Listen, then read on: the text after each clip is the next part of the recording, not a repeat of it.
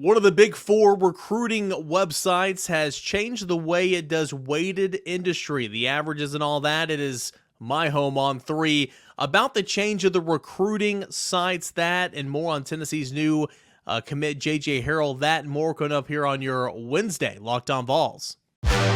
You are Locked On Vols, your daily podcast on the Tennessee Volunteers. Part of the Locked On Podcast Network, your team every day.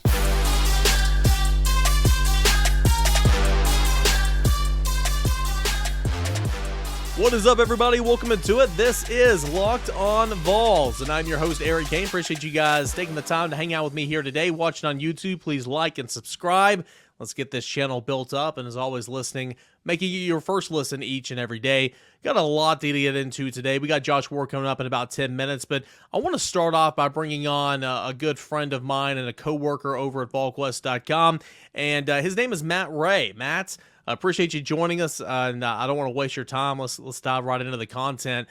Tennessee got a surprise commit a couple of days ago, Monday afternoon, and four-star wide receiver JJ Harrell becomes the fifth commit for Tennessee, the second on the offensive side of the football. What do you like about JJ Harrell? And I know that Tennessee's been high on his mind for quite some time.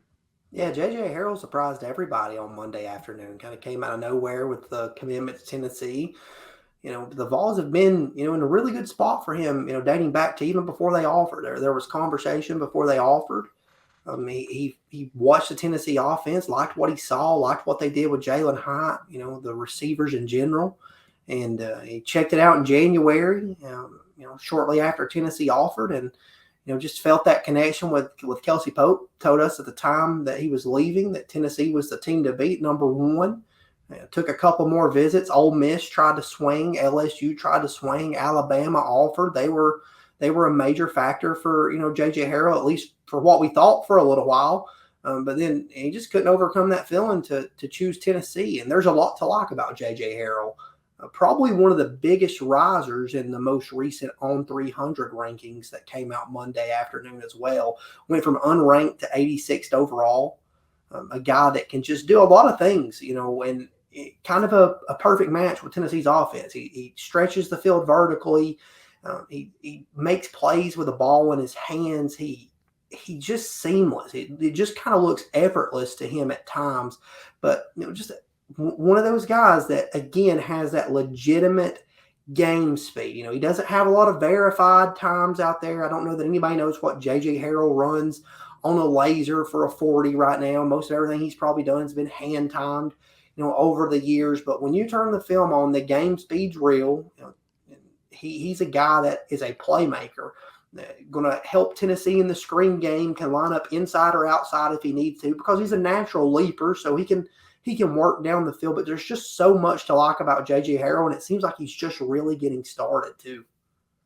Well, it's good to hear. Obviously, Tennessee's offense, one of the most explosive in the country, led the nation in scoring offense and total yards and all that in 2022. So needing playmakers to throw the football to, always big down the line. And Tennessee got another one, a commit for the class of 2024 in JJ Harrell. Tennessee now sits at 9th in the On3 industry rankings. And kind of on that note, Matt, it's no secret, and I talk about it on this podcast all the time. And obviously, we work for On3, and I used to work for Rivals, and 247 does a great job. And I have no, I'm trying to be professional. I have no respect for recruiting coverage at ESPN. I just don't. I think it's lazy.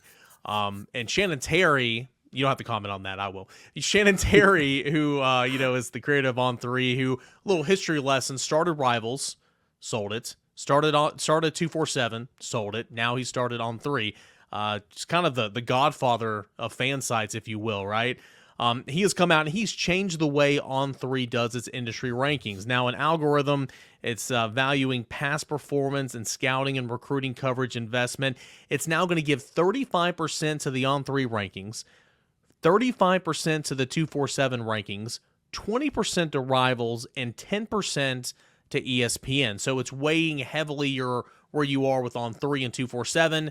It's taking much into consideration where Rival sees you, and then a little bit into where ESPN sees you. Now, this is big because it helps kind of weed out some of like an ESPN that doesn't do as much as the other sides, but also, for Tennessee targets and for Tennessee prospects, it changes the way they are in those weighted averages. What do you think about this new path that On3 is taking, and what do you like about the percentage breakdown? Yeah, I personally like it. I mean, I'll go back to I was in Atlanta this weekend at the Under Armour Atlanta Regional Camp Series, and there were so many guys there on the field, that you know were able to look at and get your eyes on throughout the day. But then look around at the media. There were 65 media members there, and I'm going to say that probably more than 70% were from On3 and 24/7 Sports. So, the that average kind of speaks to itself. The ability to have boots on the ground, the track record with evaluations and hitting, and the way that they do things in somewhat similar fashion, all go hand in hand, in my opinion. Go back to the 10% with ESPN. Maybe there was somebody there, that was scouting for ESPN, but I don't know who they were if they were there. I saw people that I knew from Rivals, not as many. I saw a lot of people that I knew from 24/7 Sports, and I saw a lot of people from On3. And I think it's a right path for On3 to take. And again, like you said, Shannon Terry is, the godfather of fan sites, team sites, and, has started Rivals, started 247, and is now at On3. And, again, he continues to change the game and everything that he does. And I think this is another one of those moves. It's just, those rankings are so skewed at times when you look at it on an equally weighted average. And the thing is they're not an equally weighted average. They're the updates and the amount of updates and the amount of time that goes into it, I think is very important to look at. And I like the averages personally. Yeah, I probably should have prefaced this by saying if you're unfamiliar with how it was 25% for all four of the big four of On3, 247, Rivals, and ESPN. Now it's 35% for On3 and 247, 20% for Rivals, and 10% for ESPN. What I like about this is, Nico was not a consensus 5-star prospect. Why? I bring this up all the time because ESPN is stupid. Had him 247 had Nico as the number 2 prospect overall. On3 had Nico as the number 1 prospect overall. Rivals had him as the number 8 prospect overall, and then ESPN had him at number 35. Yeah. David Hobbs, another one, 247, Rivals, On3 had him way up there, and ESPN had him down. So it would affect guys like that with this new average. But also look ahead to 2024, and I know you're kind of working on a piece right now. You don't have to give them all, but who are some maybe commits or maybe big time targets in 2024 that might see the biggest movement with this new weighted average? Yeah, there's JJ Harrell is going to be one of the first. Yeah. He's gonna climb right up.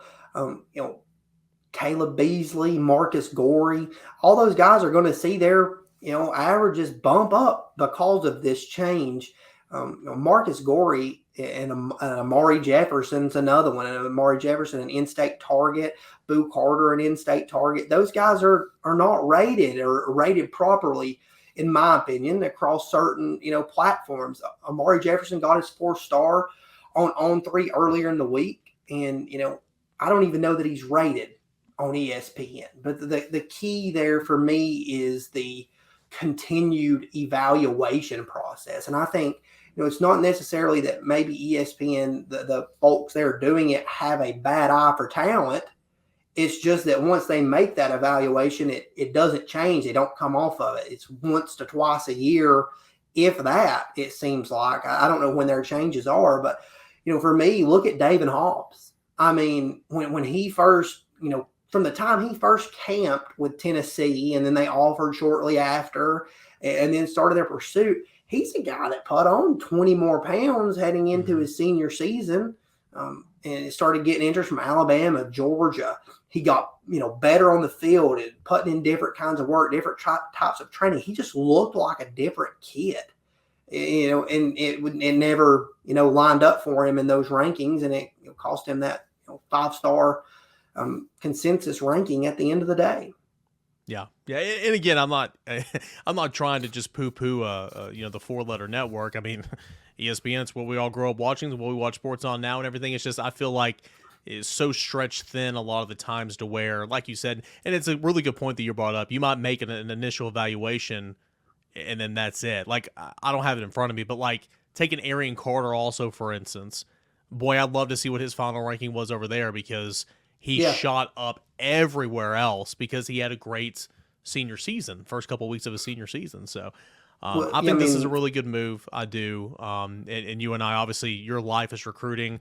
I love dabbling and working recruiting and helping you guys out. It's interesting, but I like this new weighted averages and everything, because I think it goes to show you where the resources are, the want to is, and all that type of stuff. So wanted to get your thoughts on that. Overall, quickly out the door, the start for the 2024 class. Again, 5 commitments, couple from the in-state. Now you get a talented wide receiver, JJ Harrell. What do you like about this class so far? Yeah, I mean, Tennessee off to a great start in this class right now, in my opinion. Marcus Gorey recently, JJ Harrell recently. Both those guys really high on Tennessee's board. Both guys that they feel like fit and do certain things in their system that can, blossom into eventual stars. I don't think Marcus Gorey, going back to him, I don't think he gets enough credit. He's a new 4-star at on 3, and he's only going to continue to climb. I mean, if his senior season backs up what his junior season did, and the measurables are out there, Marcus Gorey is going to continue to climb. So, I mean, I think Tennessee's off to a great start in this class. March, a busy month for the Vols. Things opening back up. Going to have a junior day this weekend, but at the same time, going to have a lot of kids coming through spring practice. But you're really starting to see the direction Tennessee's heading in this class, and a lot of the on-field success from 2022 starting to pay off. Yeah, I'm glad you mentioned that junior day coming up real quick. The viewers would kill me if I didn't ask you this. Couple big time guys who are going to be on campus this week. Who to look out for coverage from yourself, Austin Price, all of us over at On 3. Yeah, there's a handful of guys coming in that we're still working to confirm. Some guys are right now in that contemplation stage of, am I coming this weekend, or would I rather come back for a spring practice? Like Caleb Odom was a guy that we felt like earlier in the week would come in for a visit this weekend, check Tennessee out on a junior day, but it seems like he's probably going to come in April 1st. Still could end up in this weekend. We'll see what happens with him. But a couple of guys, that I keep my eye on. We'll see if Alvin Henderson, the 2025 running back from Alabama, makes it in. I mean, he's expressed multiple times since, dating back to January, that he wanted to be here. Jarevius Hall, the South Carolina defensive lineman, is an intriguing one to watch for me. Justin Tawanu, I'm not really sure how to say the last name. It has a ton of U's in it, though. So I know that's it's like in that there. It's like that old Ole Miss quarterback that played in the AAF. You remember? Yeah. What was his Jordan Tiamu? Tiamu, something like that. But this is with an N. Yeah. So but he's supposed to come in this weekend. He's expressed to Tennessee that he wants to come in, but will he come and check out a spring practice? Is he going to come across the country twice and in one, kind of 2-month window here? So we'll see what guys get in. But those are some of the guys that have expressed that they may come in so far. Matt Ray, he does a fantastic job. Love having him as a teammate over at VolQuest.com. Be sure to follow his work there and on Twitter at Matt_Ray_. Matt, appreciate it, man. Thanks so much. Thanks, Eric. Matt Ray, VolQuest.com. All right, when we return, we'll catch up with our buddy Josh Ward. That is coming up next right here on Locked On Vols. But first, I want to remind you guys about a proud sponsor of the show. That is FanDuel Sportsbook. It's midway point of the NBA season. It's here, and it's the perfect time to download the FanDuel Sports app. It's America's #1 sportsbook, because new customers right now get a no-sweat first bet up to $1,000. That's bonus bets back if your first bet doesn't win. Just download the FanDuel Sportsbook app. It's safe, it's secure, and it's super easy to use. Then you can bet on everything from the money line to the point scores to threes drained, all that and more. FanDuel also lets you combine your bets for a chance at a bigger payout with same-game parlay. So don't miss the chance to get your no-sweat first bet up to $1,000 in bonus bets when you go to FanDuel.com/lockedon. That is FanDuel.com/lockedon to learn more. Make every moment more with FanDuel, the official sports betting partner of the NBA. Hey guys, welcome back. A Wednesday edition of the show. I have a conversation I recorded earlier in the day with Josh Ward for Little Ward Wednesday. Here is that chat with @Josh_Ward. All right, Josh Ward for a little Ward Wednesday action. Again, recording before the late game. Josh said he wasn't a big fan of jumping on at 11:30 to get a little Ward. Yeah, you don't want to do that, right? You don't want to stay up till midnight to record something? 9 p.m. Eastern Time tip-offs. Crime against humanity. I've been banging this drum for years. It makes no sense. I'm going to make the same complaint today that I've made for the last 5 to 10 years. So, no, I'm not a big fan of post 11:30. Plus, we'll find out. But with all the reviews and you can run into overtimes and all the stoppages, not a fan. Yeah, it's not going to be fun. So let's look back at the win against South Carolina. Tennessee just needed a win. Needed a win in the worst way. You got a 40-burger win, and you got Josiah Jordan-James coming back and scoring 18 points and another double-double from Zakai Zeigler. What do you think about the way Tennessee bounced back and getting Josiah Jordan-James back, which I think is huge? Yeah, see, to me, that is the biggest part. And these comments are regardless of the results this week. To me, the last couple of weeks have been about getting healthy, getting Josiah back. Julian Phillips is a part of this conversation too. But being at full strength. The Texas A&M game was a somewhat frustrating game and one that Tennessee led, had a chance to win late.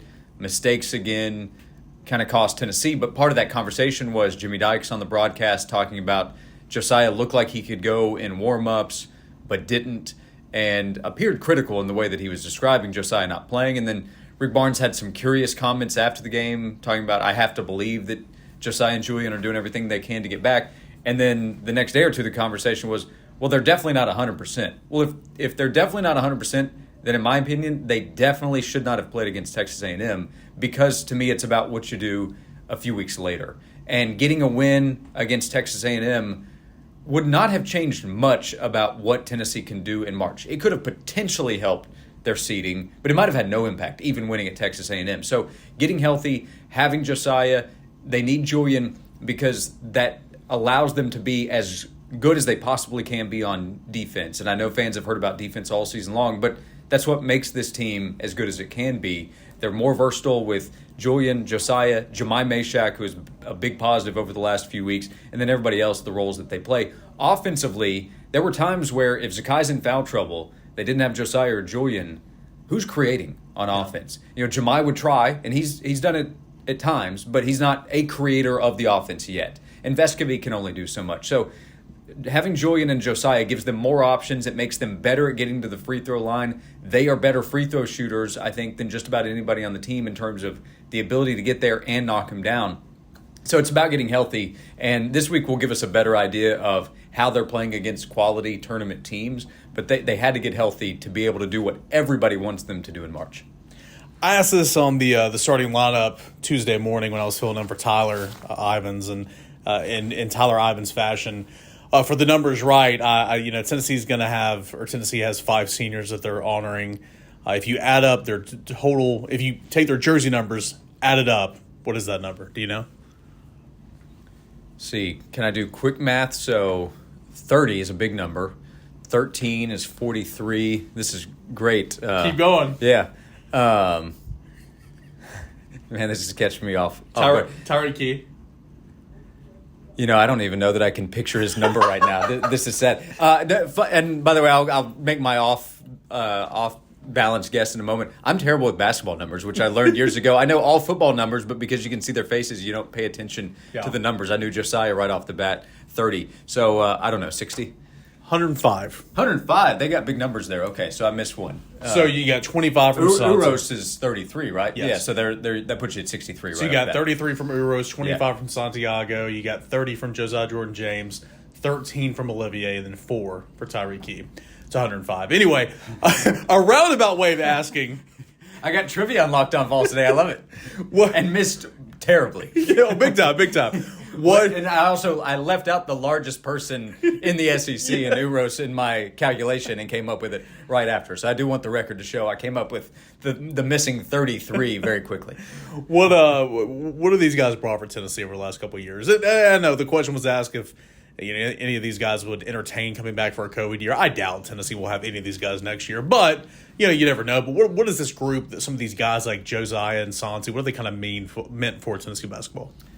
I am a big fan of these guys in terms of how good they are, but also how they've represented Tennessee. And I know that Josiah, as one player to choose from, he's the guy we're talking about a lot right now, but he arrived with a 5-star next to his name, and that changes the perception of a player before anybody ever sees him play, before he shows up on campus. And he was not a typical 5-star in terms of he shows up and he's actually ready for the NBA. The rules just make him wait a year. He needed to develop more, and then he dealt with injury right away. And it was not a good season to be a freshman in college, especially for him, where Lamonte Turner had the injury, and it was a COVID year, so he didn't get to play a normal season in any kind of way. But he's developed and, to me, has been a terrific ambassador for the University of Tennessee and has also been a really good player, underrated in my opinion. Vescovi's been terrific, but they've been in big games. They have the biggest games they still have left to play to win, and that will ultimately determine how they're viewed. But Olivier Nkamhoua is a guy that arrived knowing he needed to learn and has developed into, I think, a quality SEC player. Uros is a guy that arrived, and I said, I just don't think that guy can play in the SEC, and I was wrong. He can. Could he have done more? Sure, but he developed into an SEC player who could help Tennessee and was a great teammate and loves Tennessee and was able to graduate and all that stuff. So it's about winning, and that's how people remember most players, but these guys won a lot of games. They had Tennessee ranked high a lot of the time that they were here, and they represented Tennessee as well as you can hope. And by the way, when you talk about winning, most of it's about what you do in the NCAA tournament. They won the first SEC tournament title in 43 years. Yeah. Many fans had never seen it happen before until this group brought it to Knoxville. Yeah, it'll be fun to try to keep up with these guys because, Vescovi's going to play overseas, I would imagine. Same with Nkamhoua. And probably Uros as well. All three of those guys will likely have a postgraduate basketball career overseas. That'll be fun to see. All right, last thing, Tennessee baseball. Tony Vitello suspended from over the weekend. You get Maui Ahuna back and eligible. Your thoughts on Tennessee baseball, kind of where this is and how big it is for the Vols now to be at full strength? Well, it's another statement on baseball that fans were eagerly awaiting the eligibility in February of a shortstop who, again, they've never seen play other than maybe catching some highlights on YouTube. So 5 years ago, fans would not have known who he was until after the news came out that he was eligible, but there's a big anticipation. I also think he's really important for what the lineup can be. They have to replace incredible bats from a year ago, so he helps with that. Can be a difference maker in the field, and we have seen that the pitching, which we already knew was really good, looks like it's going to pick up where it left off last year in terms of ability. So long way to go in this season in terms of what Tennessee can be. We'll really find out when Tennessee goes to Baton Rouge and when Tennessee plays Vanderbilt in Knoxville and plays Florida in the SEC. That's what's going to tell us what Tennessee really is this year. But fans are ready. Fans are into it. The free Maui movement, whatever you want to call it. It shows how much fans care about what the baseball program is doing, and Tony is their guy. So we'll still see how everything finishes up, but having those guys back in the dugout and Ahuna back on the field, that can allow the team to kind of maybe focus a little bit more on baseball. It's a long season, and it just like basketball, it's about what you do in the postseason, not the regular season, but Tennessee's going to be really good in both. Josh Ward here on the program every single Wednesday for Ward Wednesday. Josh, you and Jason Swain over at 99.1 The Sports Animal kind of launched this new exciting thing for the show. Yeah, we can talk, and going to try to show a little bit that we can write a little bit. So it's going to be a weekly newsletter. We launched it last week, so you can go and check out what we wrote last week to get an idea of what it is. But it's weekly. It'll be in your email inbox. No spam. So I think you're going to drop a link if anybody wants to check out the description. Yeah. But appreciate anybody that wants to subscribe. It'll be a way to kind of, at the end of the week, see a collection of what we talked about on the show. So instead of sending you here and there, it'll have a rundown for you, plus talk about what the biggest topics are. So if you also want to Google it, Josh and Swain newsletter, Josh and Swain newsletter every Friday. And that link, you can check the show notes right now, both on YouTube and wherever you're listening. And that link for the newsletter is going to be in the show description. Josh, thanks so much. You got it. Thank you, Eric. All right, guys, we got a final segment left here of this Wednesday edition of Locked On Vols. I'm your host, Eric Kane. Appreciate you guys for hanging out with me here today. We got I'm gonna recap Tennessee's basketball win over Arkansas here in the final segment, but kind of before we get back on track here, we get caught up with Matt Ray in segment 1 and Josh Ward in segment 2, and staying up late to watch the ending to Tennessee and Arkansas and the big time injury. What's that look like for Tennessee and Zakai Zeigler?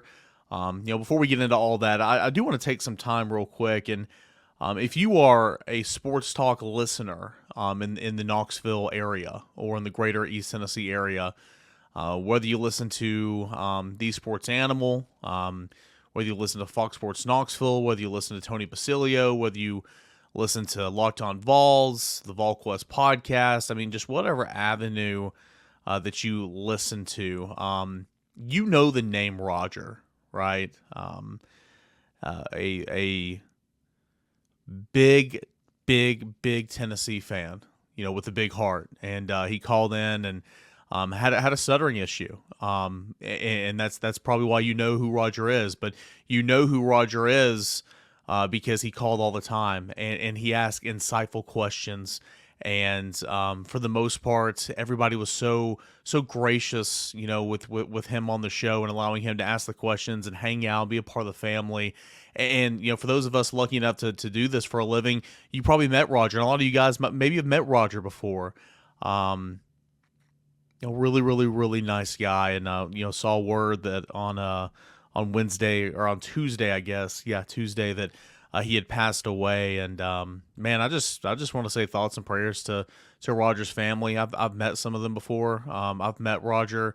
I've talked to Roger. I've seen him out on remotes many times. I'm not going to act like I'm close to the family or anything, because I'm not. But it just kind of goes to show you that life is short, and that just to be kind to everybody, and to always take advantage of this life, because you never know when your number might be called. It's to my understanding Roger got kind of sick there towards the end, and right before he passed. But a guy, again, I'll say it again, big time Tennessee fan. All right, huge Tennessee fan, big heart, such a kind soul. Ask insightful questions. I love answering and listen to Roger ask questions because they were good questions. It's kind of sad. It's kind of sad. So thoughts and prayers to Roger's family. And again, if you are a part of the Sports Talk family, and no matter who you listen to, here in the greater Knoxville, East Tennessee area, you know exactly who I'm talking about. And so I kind of wanted to pass on my condolences and thoughts and prayers to the family here on Locked On Vols. Okay, so Tennessee responded last night in a major way. Not only did Tennessee pick up a much-needed win, Tennessee got a win over an opponent in Arkansas at home to finish off the home slate, 12-2, picking up another quad one win. Big-time win for Tennessee in a last week that's really important, because going on the road at Auburn is going to be tough to win at, because it's a house of horrors for Tennessee. That's where Tennessee concludes the regular season on Saturday. But big time win on senior night, but also you lost Zakai Zeigler not even 3 minutes into this ball game. And the way Tennessee responded and the way Tennessee went on and handled business was really impressive. Give Tennessee credit on that one. A team that's been bit by the injury bug, that's not been 100% pretty much in the last 2 months, it feels like. That plays down to level of competition, that is frustrating to no end on the offensive side of the basketball. A team that's had so many different shortcomings in the last couple of weeks, but maybe when you're delivered your biggest blow yet, how you responded was the right way on Tuesday night, late on Tuesday night. Tennessee goes on to win 75-57 over Arkansas. A really good win. But the story of the night, of course, is not beating the crap out of a good basketball team in Arkansas. But the story of the night is, what's this mean for Zakai Zeigler? Zakai Zeigler, it was the 17:05 minute mark of the first half. He had got Tennessee on the board and scoring to begin this game. And he's dribbling baseline, trying to get rid of the ball. He does. And then he goes and he plants, and it's a non-contact injury, and he goes down, and he grabs that knee. And immediately you're saying, hey, we're not doctors here, but that's ACL. That's ACL. That's ACL. You've seen it so many different times. And it's unfortunate, too, because, man, when you think about it, the similarities of what happened to Hendon Hooker are so surreal. Both Hendon Hooker and Zakai Zeigler injure what looks like the same part of their body, the ACLs, Both suffer injuries in the next to final regular season game of the year. Both are non-contact injuries.